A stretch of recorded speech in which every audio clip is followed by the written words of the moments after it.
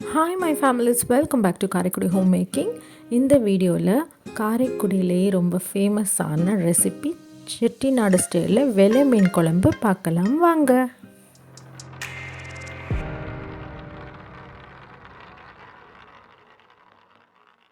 வீடியோக்குள்ளே போகிறதுக்கு முன்னாடி நம்ம சேனல் நீங்கள் சப்ஸ்கிரைப் பண்ணுங்கள், பெல் ஐக்கான் கிளிக் பண்ணுங்கள், லைக் பண்ணுங்கள், கமெண்ட் பண்ணுங்கள், ஷேர் பண்ணுங்கள்.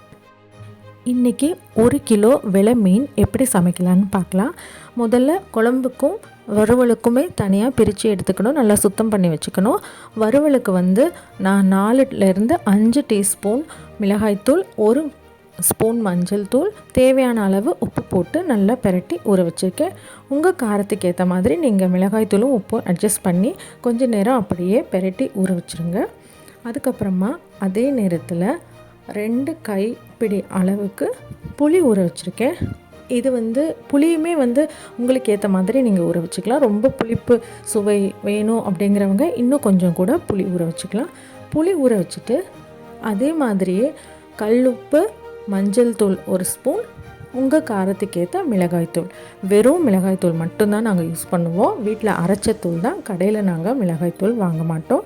அந்த அரைச்ச தூளை போட்டு புளியை கரைச்சி அதில் ஊற்றி நல்லா கெட்டி இல்லாமல் கையாலேயே போட்டு கரைச்சிக்கணும்.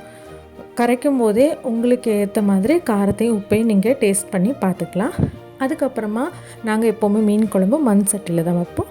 ஸோ மண் சட்டியில் எண்ணெய், ரிஃபைண்ட் ஆயில் இல்லை கடலை எண்ணெய் ஏதோ ஒரு எண்ணெயை ஊற்றி அதில் வெந்தயம் போட்டு கருவேப்பிலை போட்டு நல்லா வெடித்ததுக்கப்புறமா ஒரு 4-5 பச்சை மிளகா லேசாக கீறி அதில் போடணும். இந்த பச்சை மிளகா நம்ம குழம்பு ஊற்றி சாப்பிடும்போது ரொம்ப டேஸ்ட்டாக இருக்கும். இந்த பச்சை மிளகாவோட சேர்த்து சாப்பிடும்போது 5-6 சின்ன வெங்காயமும் பச்சை மிளகாவும் நல்லா வதங்கினதுக்கு அப்புறமா 3 மீடியம் சைஸ் தக்காளி, அதை கொஞ்சம் பெரிய பெரிய பீஸாகவே கட் பண்ணி போடணும்.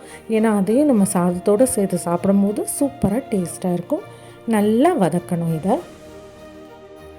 இது ஒரு பக்கம் வதங்கிட்டு இருக்கும்போதே நம்ம ஊற வச்சுருக்கிற அந்த வறுத்த மீன் தோசைக்கல்லில் போட்டு எண்ணெய் ஊற்றி அப்படியே வறுத்து எடுத்துக்கலாம். நல்லா வதங்கினதுக்கப்புறமா நம்ம ஏற்கனவே குழம்பை கரைச்சி வச்சுருக்கோம் இல்லையா, அந்த குழம்ப இந்த வெங்காயம், தக்காளி, பச்சை மிளகாய் இதெல்லாமே வதக்குனதில் அப்படியே ஊற்றிட்டு நல்லா கொதிக்க விடணும். நல்லா அந்த வெங்காயம், தக்காளி எல்லாமே வேகிற வரைக்கும் கொதிக்கணும். நல்லா கொதித்ததுக்கப்புறமா தான் இதில் குழம்புக்கான மீனை தனியாக எடுத்து வச்சுருக்கோம் இல்லையா, அந்த மீனை அதில் போடணும். இதில் போட்டு ஒரு 3 நிமிஷம் நம்ம கொதிக்க விட்டால் போதும், டக்குன்னு வெந்துடும். ரொம்ப நேரம் கொதிக்க விட்டிங்கன்னா அந்த மீன் 2 உடஞ்சிரும்.